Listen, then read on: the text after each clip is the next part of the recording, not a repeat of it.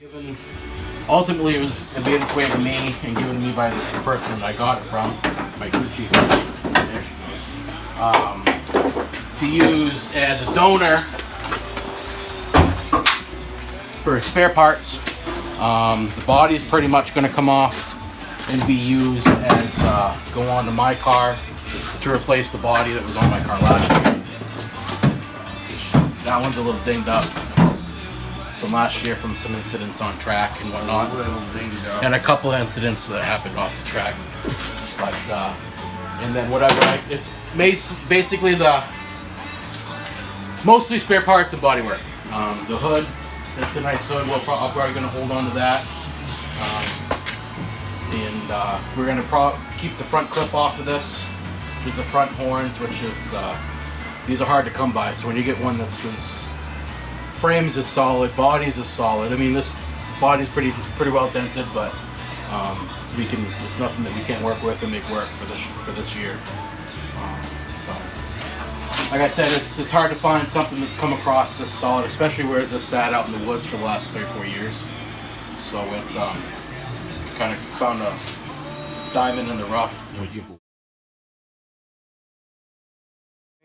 My first car that I bought for the 2021 season, her name was Carmela. The car part was purely incidental, and my new car, which you'll see later once we get it rolled this out and that one in, her name is Penny. So I like to name them instead of just calling them Hot Rod or the race car, or the 57 or whatever. They all take on their own kind of identity, and I've kind of picked up on that in years past with friends' cars that I felt. Some of them got a name. One of the former cars that I helped on, her name was Christine because she was evil.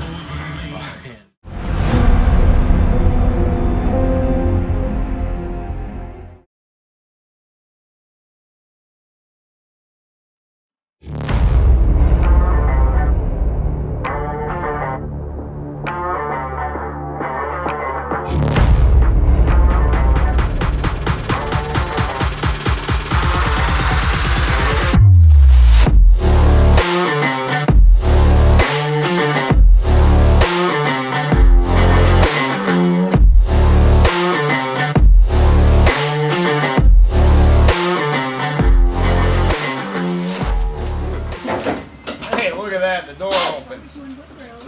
Hey, you missed some cleaning over here.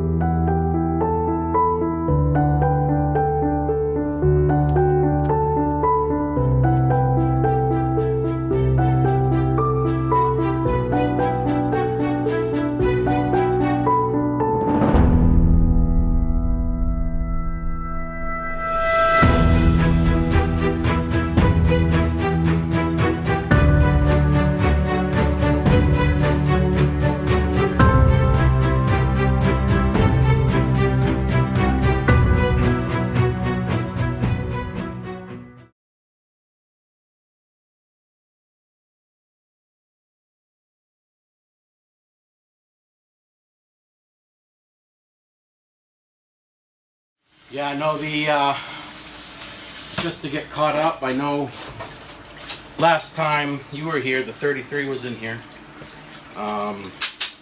Getting stripped for parts, mostly body, that's going to be going on Penny here. And Penny here got brought in. And the plan from there was we were going to pull the motor and decided that we didn't really need to, because we did a compression test on the motor, and cylinder 2, which as you can see right here, I had a valve break on cylinder 2, which is what was causing my skip. It was where I lost my power.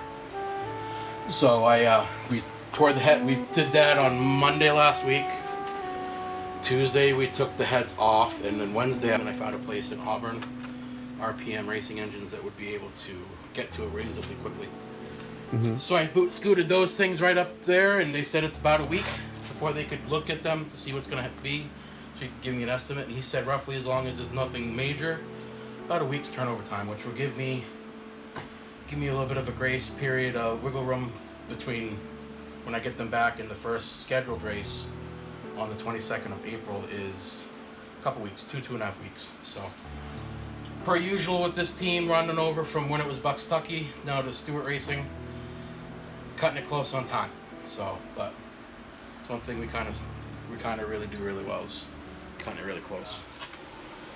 Tonight the goal is to get the fuel cell drained so I can get the fuel cell up and out, because we have some updates to do to the rear horns, because I got hit a couple times with the rear bumper last year, and we discovered a soft spot on the rear horns. Need to replace it with some channeling, as long as I don't mess with any mounting points, but it's everything from the rear end back, so that's not an issue.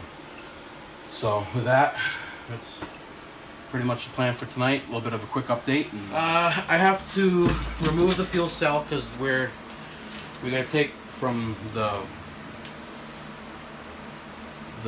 floor of the trunk area from about here back. As you can see, the custom rust and stuff, and the rear horns are soft with rust in a couple areas. The frame horns that come down, they're actually right here, and I got hit a few times right on this left rear. As you can see, it's bent. Yeah. And it actually bent this rear horn down. That's why this looks so like this. But the fuel cell's coming out. Most of this stuff right here is coming out. We're gonna build a new cage for the fuel cell while we got the rear horns off, and that should help just make the car look a little better. And actually, we're gonna be able to be more precise with where we can be. We have a rule how low the fuel cell can sit with driver in car.